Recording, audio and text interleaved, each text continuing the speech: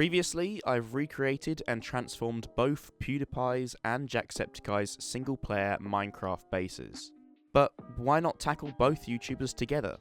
My name is Oskip, and today I'll be recreating and transforming Pewdiepie's and Jacksepticeye's multiplayer Minecraft base. That was a mouthful. If you've been watching their playthrough, then you'll know that they originally started off with a small base of their own. That is, until they decided to explore the map further, and they came across this village in a spruce forest, which is where they decided to build their actual base, only for big brains, Tuba Tower. Basically, their upside down pyramid.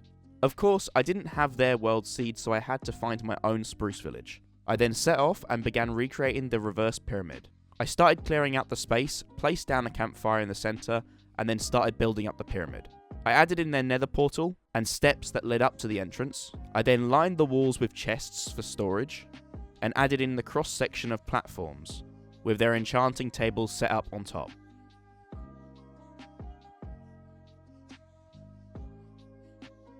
This didn't take too long to recreate, as it's still early on in their series, so I decided to include the little custom village house that was Sean's.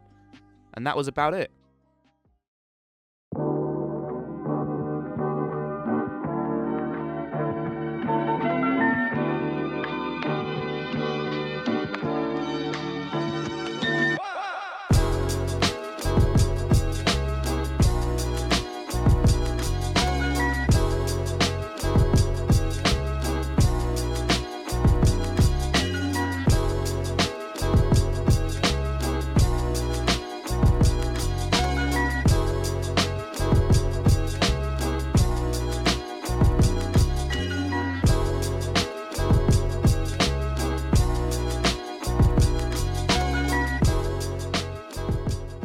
Now that their base is recreated, it's time to transform it.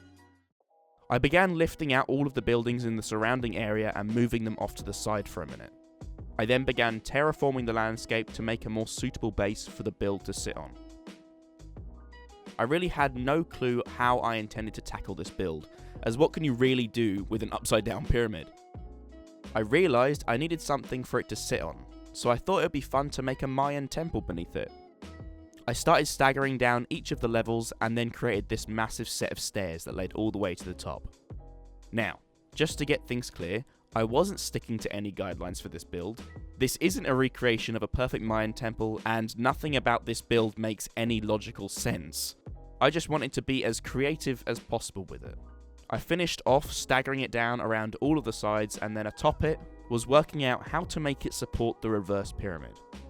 I ended up creating these 4 torches on each corner, raised up their base slightly, and began changing the design by extending the staggering of the pyramid to make larger steps.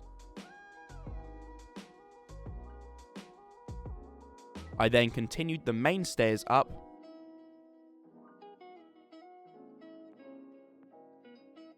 and then lined both the top and the bottom pyramid with stone brick walls.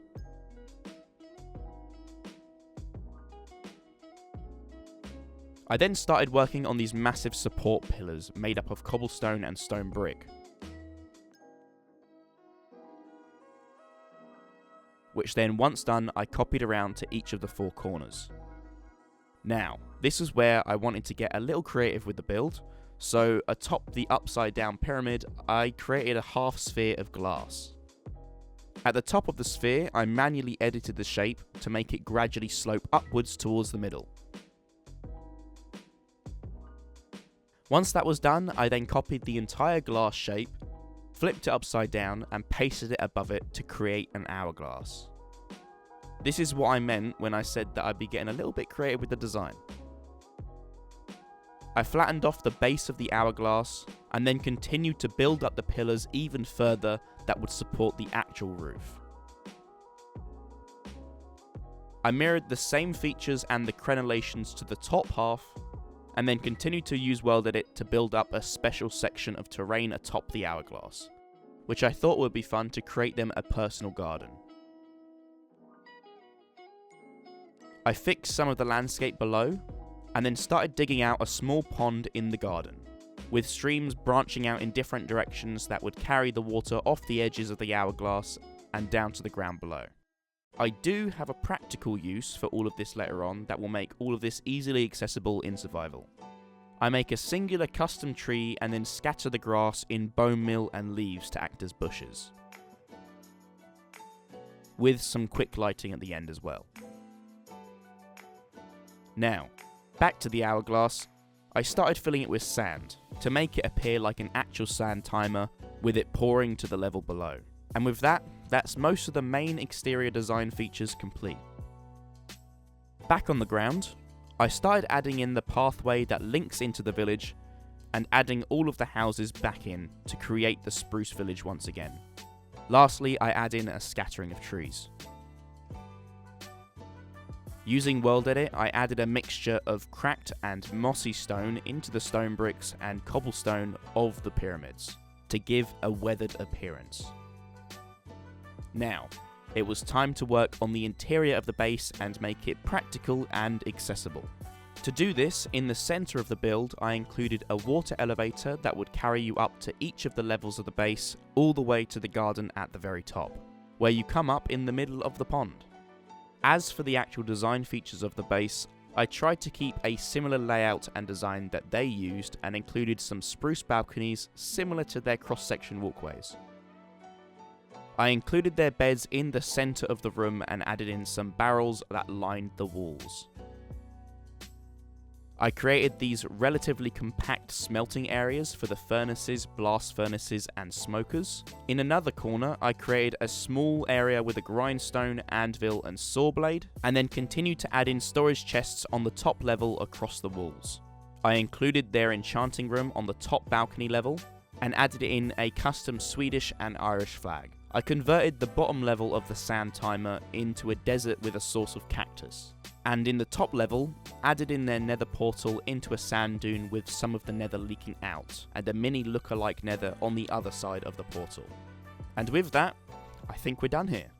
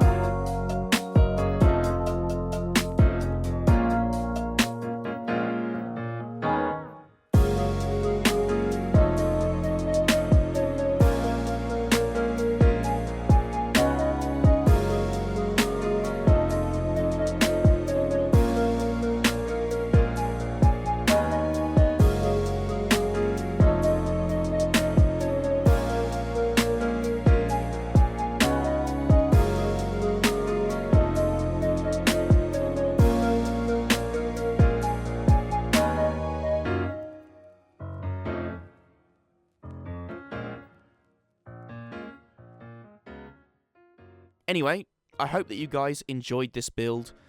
It was definitely the most unique design I've made so far, but I had to get a little bit creative with it to expand on the design. If you've made it this far into the video and you're still not subscribed, then please do, I urge you.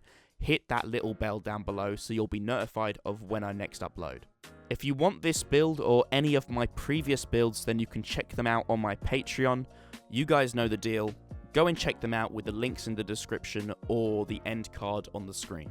That's it though, so I hope that you guys enjoyed and I'll see you next time.